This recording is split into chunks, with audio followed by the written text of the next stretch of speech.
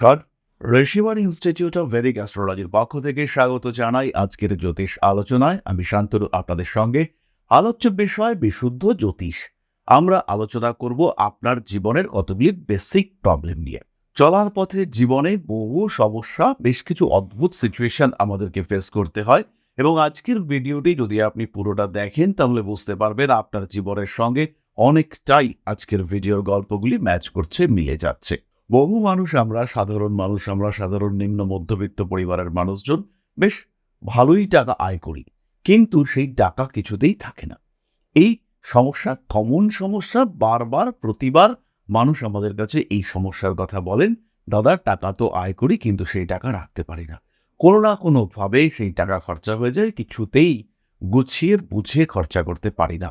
এমন situation created হয় যে খরচ করতেই হবে, সামান্য টাকা মাসের শেষে যেটুকু জমাই সেটা সেখানেই খরচা হয়ে যায়, কোনোদিন কিছু টাকা দেখতে পাই না। আয় যে করছি না তা নয়, কিন্তু তাহলেও টাকা কিছুতেই দেখতে পাচ্ছি না। এই সমস্যা নিয়ে বহু মানুষ আসছেন। দ্বিতীয় আর একটি সমস্যা, খাওয়া কমিয়ে দিচ্ছি কিন্তু শরীরটা তো স্থূল হয়ে যাচ্ছে। খাওয়া দাওয়ার উপরে প্রচুর নিয়ন্ত্রণ, কিন্তু কিছুতেই কন্ট্রোল করা যাচ্ছে না। আর তার উপরে খাওয়া দাওয়ার উপরে যদি অনিয়ন্ত্রণ হয়, সেই ক্ষেত্রে তো কোনোভাবেই শরীরকে ধরে রাখা যাচ্ছে না। ওজন ক্রমাগত বাড়ছে, 70, 80, 90, 100, 110। শারীরিক সক্ষমতার ক্রমাগত অভাব ফেস করতে হচ্ছে আপনাকে। যদি আপনাকেও এই বিষয়গুলি ফেস করতেই হয়ে থাকে, তার মানে আপনার উপরে বৃহস্পতির কৃপা দৃষ্টির অভাব রয়েছে। দেবগুরু বৃহস্পতি তিনি আপনার জন্মকুণ্ডলিতে দুর্বল অথবা পীড়িত। এরই সঙ্গে সঙ্গে আরো বেশ কিছু লক্ষণ রয়েছে যার মাধ্যমে আপনি বুঝতে পারবেন দেবগুরু বৃহস্পতির প্রভাব আপনার উপরে সুপ্রভাব নাকি সেটা রয়েছে কুপ্রভাব হিসেবে। একটা সময় মিষ্টি খেতে ভীষণ ভালো লাগতো, কিন্তু এখন আর মিষ্টি খেতে ভালো লাগে না। তার মানে বৃহস্পতির প্রভাব আপনার উপরে পরিবর্তিত হচ্ছে। স্মৃতিশক্তি ধীরে ধীরে কমছে, তার মানে বৃহস্পতির প্রভাব আস্তে আস্তে নেগেটিভ হচ্ছে। শরীরটাও ভালো যাচ্ছে না। মানুষের সঙ্গে আগে খুব ভালো ব্যবহার করতেন, ধীরে ধীরে আপনার ব্যবহার পরিবর্তন হয়ে যাচ্ছে। সামাজিকতার অভাব ঘটছে, সাকসেস রেট সেটাও কমছে। পড়াশোনার ক্ষেত্রে মন বসছে না, সন্তানের সঙ্গে দূরত্ব বাড়ছে। প্রত্যেকটার কারণ কিন্তু দেবগুরু বৃহস্পতির কুপ্রভাব। আপনার জন্মকুণ্ডলিতে বৃহস্পতি পূর্ণাঙ্গ রূপে অথবা সাময়িক রূপে পীড়িত হচ্ছেন। বৃহস্পতির এই পীড়িত অবস্থার কারণেই আপনার সাকসেস রেট, আপনার গ্রোথ রেট সেগুলো কমতে দেখতে পাওয়া যাচ্ছে। দেবগুরু বৃহস্পতি আপনার জন্মকুণ্ডলী অনুসারে খুব একটা সাপোর্টিভ কন্ডিশনে কিন্তু নেই। বিভিন্ন ঘটনা, বিভিন্ন কারণে আপনার মনে হচ্ছে আপনি একজন অভাগা ব্যক্তি। কিছু না কিছু সমস্যা আপনার সাথে লেগেই রয়েছে। কোনো না কোনো দিক থেকে অর্থহানির সম্ভাবনা বারবার আপনার জীবনে আসছে। অশান্তি আপনাকে ফেস করতে হচ্ছে। এর কারণ হতে পারে দেবগুরু বৃহস্পতি আপনার প্রতি বিরূপ। মেয়েদের ক্ষেত্রে সন্তান প্রাপ্তিতে বাধা। চেষ্টা করছেন, ডাক্তার বলছেন একদম ক্লিনিক্যালি আপনি ফিট, সন্তান ধারণ করুন, কিন্তু কিছুতেই আপনি সন্তান প্রাপ্ত হচ্ছেন না। প্রচেষ্টার পর প্রচেষ্টা এবং সেই প্রচেষ্টা ব্যর্থ প্রচেষ্টা, ফলে সন্তান প্রাপ্তির ক্ষেত্রে আরো বাধা আসছে। তো এই ক্ষেত্রে কারণ হতে পারে দেবগুরু বৃহস্পতি আপনার প্রতি কিন্তু তুষ্ট নন। এর কারণে আপনার সাকসেস রেট কমতে পারে, সন্তান প্রাপ্তিতে বাধা আসতে পারে, শিক্ষার প্রতি আগ্রহ কমতে পারে, স্মৃতিশক্তি ধীরে ধীরে কমতে পারে। বাড়ি থেকে বেরোবার সময় তালা দিলেন, চাবিটা কোথায় রাখলেন? কাগজপত্র গুছিয়ে রেখেছিলেন ঠিক, বাড়িতে এসে জায়গা মতোই রেখেছিলেন, কিন্তু কোথায়? খুঁজে দেখার সময় আর পাওয়া যাচ্ছে না। ঠিক দুদিন পরে কাজটা মিটে গেল, আপনি দেখলেন চোখের সামনেই তো রেখেছিলাম, সব জায়গায় খুঁজেছি, খালি এই জায়গাটাতেই খুঁজিনি, কারণ বৃহস্পতি খারাপ। পরবর্তী বিষয়টি হলো বিদ্যায় বাধা। গুরুর সঙ্গে যোগাযোগ হচ্ছে, ভালো গুরু সিলেক্ট করছেন, ভালো টিচার, কিন্তু আলটিমেটলি সেই টিচারের সঙ্গে একটা দূরত্ব তৈরি হচ্ছে। বহু পিএইচডি স্কলার রয়েছেন যারা গবেষণা করছেন এই মুহূর্তে, তারা বলেন যে গাইডের সঙ্গে ক্রমাগত প্রবলেম হচ্ছে, কিছুতেই গাইডের সঙ্গে প্রপার অ্যাডজাস্টমেন্ট হচ্ছে না। এই বিষয়টা কিন্তু আমরা বারবার শুনি। এই যে গাইডের সঙ্গে অ্যাডজাস্টমেন্টের অভাব, এটা কিন্তু ভীষণ ভীষণ কমন একটা সমস্যা। কারণ একটাই, দেবগুরু বৃহস্পতি আপনার জন্মকুণ্ডলিতে পীড়িত। এরকম বহু সমস্যা আমাদেরকে ফেস করতে হয় যখন দেবগুরু বৃহস্পতি পীড়িত থাকেন। কখনো লিভার সংক্রান্ত সমস্যা, কখনো পৌষ্টিকতন্ত্রের সমস্যা, কখনো সন্তান প্রাপ্তিতে বাধা, কখনো অর্থনাশ, কখনো ব্যবসায় একাগ্রতার অভাব এবং আলটিমেটলি দুর্ভাগ্য, সাকসেস পাওয়ার সমস্যা। এই বিষয়গুলো আমরা বারবার দেখতে পাই নিজেদের সঙ্গে ঘটছে, এবং এর কারণ একটাই, দেবগুরু বৃহস্পতি তিনি বিরূপ হয়ে রয়েছেন। সন্তানের সঙ্গে অ্যাটাচমেন্টে গণ্ডগোল, যা বলছি সন্তান তার বিরুদ্ধাচরণ করছে, কারণ একটাই, দেবগুরু বৃহস্পতি আপনার কুণ্ডলিতে কিন্তু পীড়িত অবস্থায় রয়েছেন। এখন প্রশ্ন হলো, দেবগুরু বৃহস্পতি তো পীড়িত হয়ে রয়েছেন, কিন্তু এই প্রসঙ্গে শাস্ত্র কি বলছে? ফলদীপিকায় বলা রয়েছে, নিন্দিতে গুরৌ জাতস্য নাস্তি ধর্মে রুচিঃ কচ্চিতা পুত্রহীনঃ সদা দুঃখী ভাগ্যহীনঃ সজায়তে। অর্থাৎ যার জন্মকুণ্ডলিতে দেবগুরু বৃহস্পতি নিন্দিত বা দুর্বল অবস্থায় রয়েছেন, তার ধর্মে রুচি নেই, সে সন্তান সুখ থেকে বঞ্চিত এবং সর্বদাই দুঃখী ভাগ্যহীন প্রকৃতির। এই বিষয়টিও কিন্তু খেয়াল রাখতে হবে। ঈশ্বরের প্রতি ভক্তির অভাব, ভক্তি তো রয়েছে, কিন্তু বোঝা যাচ্ছে যে এই ভক্তির মধ্যে প্রকৃত ভক্তির অভাব রয়েছে, এবং সবসময় বিধি নির্ভর পুজো পাঠ ইত্যাদির প্রতি জাতকের আগ্রহ রয়েছে। জাতকের মনের মধ্যে অদ্ভুত যুক্তি কাজ করছে, সে সবসময় প্রথা বহির্ভূত পথে হাঁটতে চাইছে। তার মানে বুঝতে হবে এই মানুষটার বৃহস্পতি খারাপ, নিয়ন্ত্রণ রাখতে পারছে না নিজের চরিত্রের উপরে, কখনো না কখনো কোনো না কোনো নেশায় আসক্ত হয়ে পড়ছে এই জাতক। এর কারণ কিন্তু হতে পারে দেবগুরু বৃহস্পতি জন্মকুণ্ডলিতে দুর্বল। দেখা যাক আরো একটি শ্লোক কি বলছে। দ্বিতীয় আরেকটি শ্লোকে আমরা পাই, গুরু পাপ জুতে নিচস্থে নষ্ট বিদ্যা ধনক্ষয়ঃ গুরুদ্রোহী নৃং চৈব সদা ভবতি দুঃখিতঃ।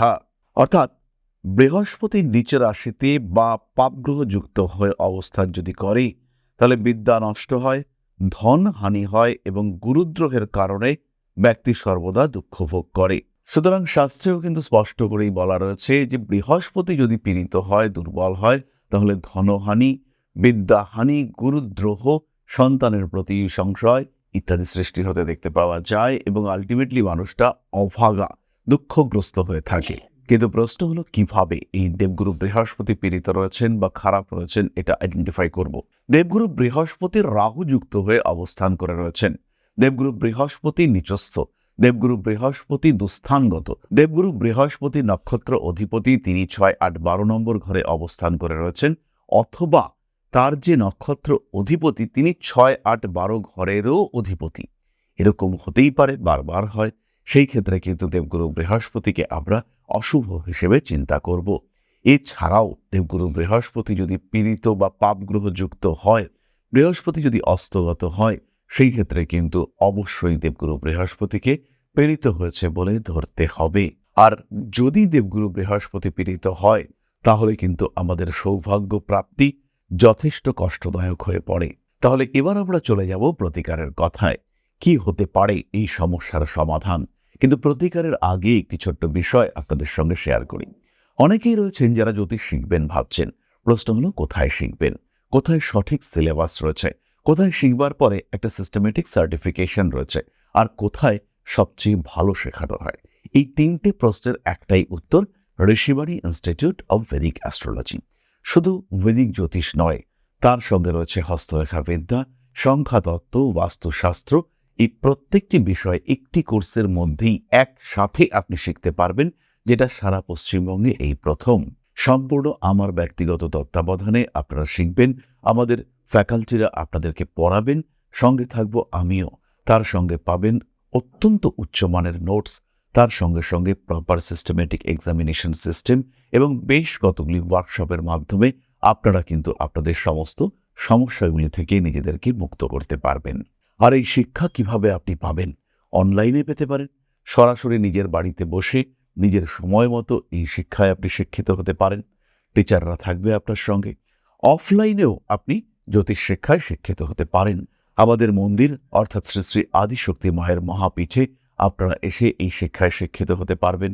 মায়ের মন্দিরে বসে জ্যোতিষ শিক্ষার যে আগ্রহ, যে আমেজ, সেই ব্যাপারটাই আলাদা। সুতরাং জ্যোতিষ শিখতে চাইলে আর কিন্তু দেরি করার দরকার নেই, সরাসরি ভর্তি হন। জানুয়ারি মাস থেকেই নতুন কোর্স শুরু হচ্ছে। নিশ্চিন্তে নির্দ্বিধায় ঋষিবাণীকে চয়ন করুন, জ্যোতিষশাস্ত্র আপনার পথ বদলে দেবে। যাই হোক, এবার আমরা চলে আসি প্রতিকারের কথায়। প্রথমেই আমরা বলবো দানের কথা। প্রত্যেক বৃহস্পতিবার চানা ডাল অর্থাৎ হলুদ ডাল, ছোলার ডাল, তার সঙ্গে হলুদ, কাঁচা হলুদ, কলা এবং হলুদ বস্ত্র দান, এটা আপনাদের জন্য শুভ। যারা অসহায় ব্যক্তি রয়েছেন তাদেরকেই এই দান করতে হবে এবং এই দানের মাধ্যমে আপনার অর্থনৈতিক শ্রীবৃদ্ধি হবে, অবশ্যই হবে। ব্রাহ্মণ বা গুরুকে যদি আপনি হলুদ বস্ত্র দান করেন, সেই ক্ষেত্রেও দেবগুরু বৃহস্পতি আপনার উপরে তুষ্ট হবে। বৃহস্পতিবার উপবাস, নিরামিষ ভোজন, ফলাহার ইত্যাদি আপনার দেবগুরু বৃহস্পতিকে বলবান করে তুলবার জন্য ভীষণভাবে কার্যকরী। এছাড়াও মিথ্যা, অহংকার, গুরুনিন্দা পরিত্যাগ করতে পারেন। দেবগুরু বৃহস্পতির স্তোত্র পাঠ এটা আপনাদের জন্য শুভ। দেবানাম ঋষীনাঞ্চ গুরুং কনকসন্নিভম বন্ধভূতম ত্রিলোকেশম তং নমামি বৃহস্পতিম। এই স্তোত্রপাঠ আপনারা করতে পারেন। ভীষণ পজিটিভ এনার্জি দেবে এই স্তোত্রপাঠ। স্মৃতিশক্তি বাড়িয়ে তুলবে, কাজকর্মের ক্ষেত্রে আগ্রহ বাড়াবে, সৌভাগ্য নিয়ে আসতে সাহায্য করবে এই মন্ত্রের নিয়মিত উচ্চারণ। এছাড়াও যদি শুক্লপক্ষে বৃহস্পতিবার পূর্ণিমা আসে, সেই সময় লক্ষ্মী পূজন দেবগুরু বৃহস্পতির বলবত্তা বাড়িয়ে তোলে। নিজের পূর্বপুরুষদের প্রতি শ্রদ্ধা জ্ঞাপন, এটাও কিন্তু বৃহস্পতির একটা খুব ভালো প্রতিকার। এছাড়া আপনারা ধারণ করতে পারেন সিট্রেন ব্রেসলেট, 5 মুখের রুদ্রাক্ষের মালা, বৃহস্পতির জন্য অত্যন্ত শুভ। বৃক্ষরোপণ, ঔষধি বৃক্ষরোপণ এটা অত্যন্ত শুভ। আয়ুর্বেদিক বইপত্র যদি আপনি পাঠ করেন, সেটাও দেবগুরু বৃহস্পতির জন্য অত্যন্ত সাপোর্টিভ ভূমিকা পালন করবে। তাহলে আমরা চলে এসেছি আলোচনার শেষ পর্যায়ে। খেয়াল রাখবেন, প্রত্যেক মঙ্গলবার সন্ধ্যায় আমরা লাইভে থাকছি।